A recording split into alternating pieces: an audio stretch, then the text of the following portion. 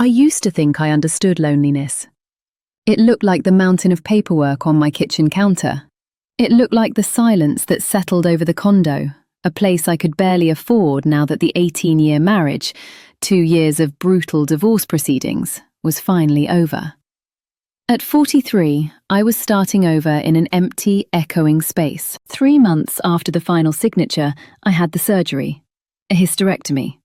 Non-threatening, but it was a total demolition of my sense of self. It left me weak, adrift in a haze of painkillers for weeks. My ex-husband was already gone, soaking up the Arizona sun with his girlfriend. My daughter was deep in college life, and my son was halfway around the world. I was alone, truly alone. The kind of alone where you wake up in the hospital, the anesthesia wearing off, and the nurse is the only person who checks your chart, because there is absolutely no one waiting for you. That hollow space in the recovery room became the shape of my life. That's when I met Hank. He arrived one cool afternoon in late fall, ushered in by my neighbour, Carol, who'd been my accidental lifeline, dropping off groceries, checking for a pulse. "He's new to the area," Carol said, a little too brightly. "A marriage counsellor, recently widowed. Thought you two might connect." He wasn't overtly handsome, but he had a soothing, lived-in quality. He wore a heavy grey cardigan and corduroys that looked comfortable, not stylish. His eyes were the thing, kind, deep-set, and utterly present. He sat in my living room, the one with the boxes I hadn't unpacked, and he didn't ask the casual, throwaway, "How are you?" He looked straight at me and he said, "How are you really feeling, Diana?" When I mentioned the divorce, he didn't just nod. He leaned forward. He said, "That must have been a terrible, soul-crushing loss for you." Letting the words hang there, validating the exhaustion I felt. When I told him about the surgery and the isolation, his hand rested briefly on my knee, a gesture of profound, gentle empathy. He said, "You must have felt so utterly betrayed by the world, being alone during that."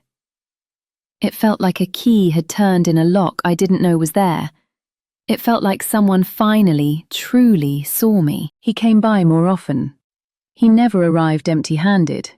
A vase of bright yellow tulips against the grey, a thermos of rich, homemade lentil soup that smelled like care, a battered copy of a book he thought I'd need. He never lingered past the point of comfort. He just administered his dose of attention and then retreated, leaving a warm, temporary glow behind. By the time I was steady enough to drive, his visits had become the singular anchor in my week, a promise of human connection I desperately clung to. We started dating officially a month later. Dinners where he listened more than he spoke. Movies where his hand rested lightly on the small of my back. On long drives, he told me about his late wife, the love of his life, who'd been taken by cancer 3 years prior. He was a marriage counsellor for 2 decades, a fixer of broken things, yet he couldn't fix his own marriage against the finality of illness. The way he talked about her, it was devotion, a beautiful, tragic ache. Once, recounting her final days, he actually cried. Deep, silent sobs. I held him, feeling the strength of a good man who understood deep love and deep pain. This was a man who knew how to love. 6 weeks in, he looked at me and he said, "I love you." I looked back at him and I said, "I love you too." We accelerated into a future together. Nights at my place became the norm. We planned Europe, Italy with its ancient streets, the romance of France, the blue seas of Greece. My safety net from the divorce, a portfolio of $175,000, felt like the perfect travel fund. Then, over a bottle of wine, he brought up money.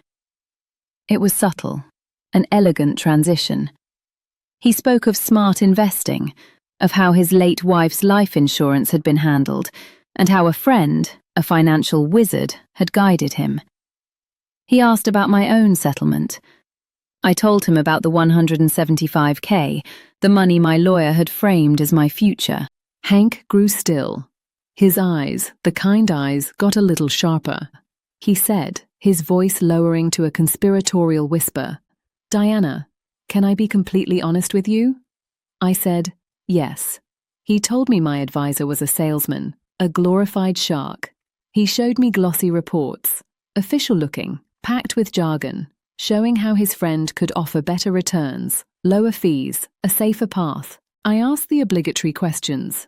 He had the answers, credentials, performance data, documents that were impeccably clean.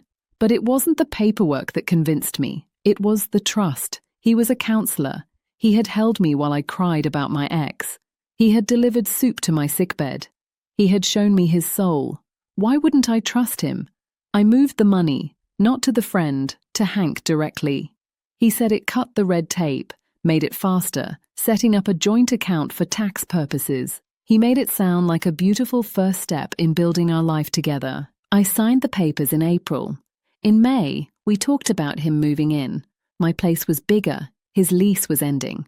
But there were always reasons for delay. The timing wasn't right. He needed to process his late wife's things properly. In June, he left for a conference in Florida.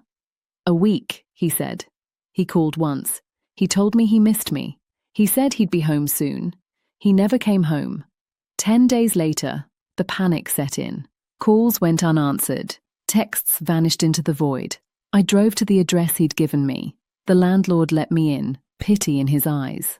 The apartment was not just empty of personal items. It was stripped, no furniture, no photographs, no familiar scent of his cologne or that grey cardigan. Nothing, not a single trace that Hank Morrison had ever lived there.